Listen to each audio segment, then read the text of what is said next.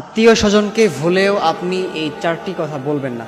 আপনি যদি এই চারটি কথা আপনার আত্মীয় স্বজনকে বলেন তাহলে আপনি মাথায় রাখবেন, আপনি কিন্তু খুব বিপদের মধ্যে পড়ে যাবেন। আপনি এটা কল্পনাও করতে পারবেন না যে এই চারটি কথা বলার কারণে আপনার লাইফে এতটা বিপদ চলে আসবে। সুতরাং আত্মীয় স্বজনকে এই চারটি কথা কখনোই বলা যাবে না।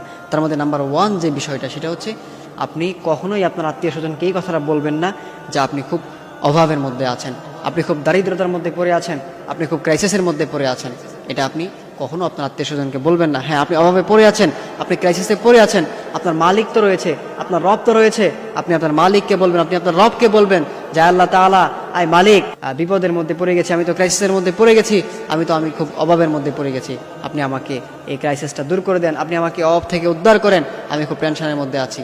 আপনি আপনার মালিককে শেয়ার করবেন, আপনি আপনার রবকে শেয়ার করবেন, তিনি আপনাকে একমাত্র এই ক্রাইসিস থেকে উদ্ধার করতে পারেন। কিন্তু আপনি আপনার আত্মীয় স্বজনকে শেয়ার করতেছেন, হ্যাঁ হয়তো আপনি এটা শেয়ার করে সাময়িক সময়ের জন্য একটা আপনি প্রশান্তি পাচ্ছেন, বাট এটা কিন্তু আপনার ফিউচারের জন্য অনেক ক্ষতিকর হয়ে যাবে। যেমন দেখা যায় যে আপনি আপনার আত্মীয় স্বজনকে বলতেছেন যে আমি তো খুব অভাবের মধ্যে আছি, আমি তো খুব ক্রাইসিসের মধ্যে পড়ে আছি, হয়তো বা তাকে বললেন, সে আপনাকে একটু হেল্প করলো, কিন্তু পরবর্তীতে যখন আপনার এই ক্রাইসিসটা কেটে যাবে, দেখা যায় একসময় সে আপনাকে একটু, তার সাথে সম্পর্কটা খারাপ হলো, সে আপনাকে এটা নিয়ে ক্রিটিসাইজ করবে, বলবে যে হ্যাঁ তাহলে তো আমি কিছুদিন আগে দেখলাম তুই খুব অভাবের মধ্যে পড়ে আছিলে, আমার কাছে এসে হাত পাততে, এরকম করে আপনাকে বলে তারা ক্রিটিসাইজ করবে, আপনাকে তারা তুচ্ছ তাচ্ছিল্য করবে। সুতরাং আপনার অভাবের কথা আপনি